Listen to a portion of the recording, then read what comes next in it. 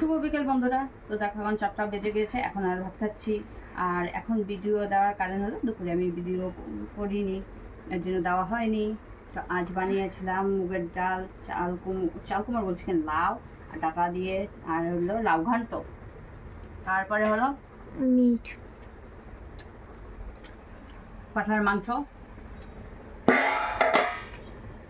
এই দেখো পাঠার মাংস বানিয়েছিলাম, মেয়ে ভালোবাসে। আচ্ছা, আমরা সবসময় কেন বাচ্চা কাচ্চা শুধু দোহাই দিই? আমাদের মধ্যে খারাপ অভ্যেস তো আছে। বাচ্চারা ভালোবাসে বলে বাচ্চাদের দোহাই দিয়ে কিন্তু আমরাও কিন্তু খাচ্ছি। দেখো, বাচ্চাদের দোহাই দিচ্ছি, বাচ্চাদের পছন্দের জিনিসটা কিন্তু বাচ্চাদের দিচ্ছি, তারপরে বরের পছন্দ যেটা সেটা বরকে দিচ্ছি।